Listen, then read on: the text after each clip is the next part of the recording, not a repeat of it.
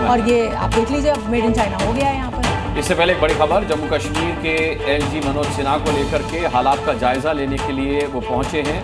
हालात का जायजा लेने के लिए पहुंचे, उसकी तस्वीरें आप देख रहे हैं। उरी पहुंचे हैं, जम्मू कश्मीर के एलजी उरी पहुंचे हैं। प्रमोद हमारे साथ लगातार बने हुए हैं। प्रमोद, इस वक्त खबर ये है कि जम्मू कश्मीर के एलजी मनोज सिन्हा उरी पहुंचे हैं, वहां हालात का वो जायजा ले रहे हैं। आप कहां पर हैं एग्जैक्ट, वो लोकेशन डिस्क्लोज मत कीजिएगा, लेकिन क्या खबर है आपके पास, अपडेट दीजिए। देखिए, एलजी मनोज सिन्हा अब तक यहाँ पर नहीं पहुंचे हैं, लेकिन मैं जहां मौजूद हूं वहां कोई नहीं पहुंचा है।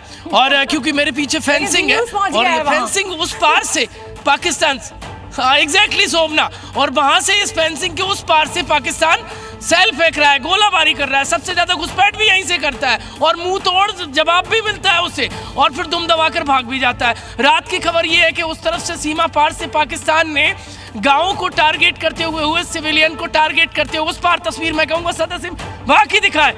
कुछ मुश्किल से देखिए, ये मैं बॉर्डर पे हूं और वहां की तस्वीर आप देखेंगे तो वहां पाकिस्तान यहीं से गोलाबारी की गई, सेल फेंके गए और उनको आर्मी ने मुंह तोड़ जवाब दिया। और उसके बाद देखिए, पाकिस्तान की एक चौकी है उसको भी डिस्ट्रॉय किया गया। यहाँ लॉन्च पैड की भी खबर आती है, क्योंकि यहीं से सबसे ज्यादा दहशतगर्दी होती है।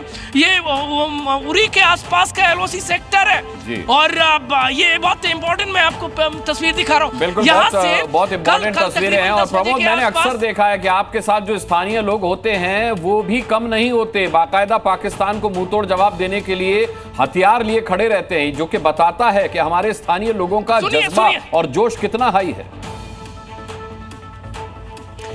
देखिए, जब पाकिस्तान को आतंकियों को मार रहे हैं तो हिंदुस्तानियों का हौसला बटौबे से बढ़ रहा है। और यहाँ के लोग जो है वो तो हमेशा आर्मी के साथ खड़े रहते हैं। कुछ लोग थे वो कहते थे आर्मी के पास एक रोटी है तो आधी ग्रामीण को खिला देते हैं, आधी वो खुद खाते। ऐसा साथ है यहाँ के कश्मीरियों का और आर्मी का, इसलिए आर्मी सीना चौड़ा मुझे बताइए, क्या यहाँ पर ये बारिश हो रही है इस समय? मौसम यहाँ पर खराब है क्या? देखिए, बहुत ज्यादा मौसम खराब है, पूरी तरीके से मैं भीग गया हूँ। पिछले आधा घंटे से यहाँ पर खड़ा हूँ।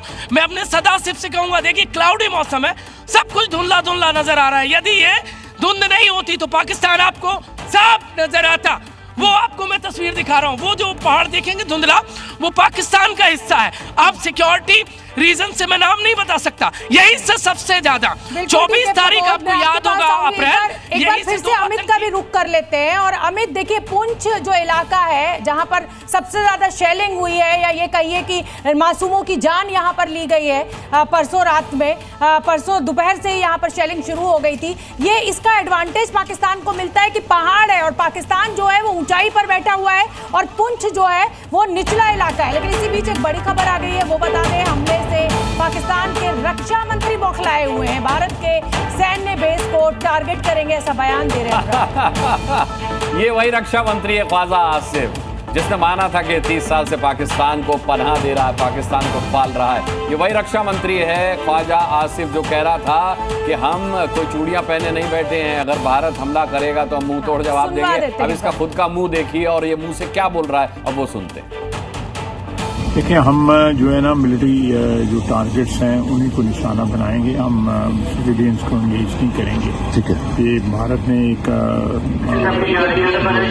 बैन-अक़वामी क़वानीन की खिलाफवर्जी की है और हम जो है इंशाल्लाह ताला अब हम इस वक्त भी एज वी स्पीक जो भी हम रिस्पांस उनको दे रहे हैं, कल रात जो रिस्पांस हमने दिया है उनको, वो सारे के सारा मिलिट्री टारगेट्स को हमने निशाना बनाया। अभी रक्षा मंत्री अनुराग कह रहे हैं, इस बेशरम रक्षा मंत्री को शर्म नहीं आ रही कि ये मुंह लटका करके एक हारे हुए सिपाही की तरह, एक हारे हुए आतंकवादी की तरह मुंह लटका करके खड़ा हुआ है और बोल क्या रहा है, इसकी बॉडी लैंग्वेज, इसकी बात। और इसमें एक चीज मैं ऐड करूंगी, रक्षा मंत्री बड़े उत्साह से कह रहा है, लेकिन असीम मुनीर सुनेगा इसकी? मैं केवल सबसे पहला सवाल अभी 1 घंटे के भीतर मैं ये 2 तस्वीरें देखा हूँ। अभी मैंने भारत के रक्षा मंत्री को सीडीएस के साथ और तीनों सेनाध्यक्षों के साथ बैठे हुए देखा था और उन जिस तरह से उन लोगों के चेहरे पर मुस्कान थी, हंस हंस के आपस में बात कर रहे थे और अभी जब मैं इस रक्षा मंत्री को देख रहा हूँ कॉन्स्टिपेशन का शिकार लग तो गए। नहीं कब्जियत का शिकार। इसी से आप समझ जाइए कि कौन हार रहा है, हिंदुस्तान कौन के जीत बम रहा का है। बारूद खा लिया है। ये त्रिपाठी सर भी कुछ कहना चाहते हैं जी।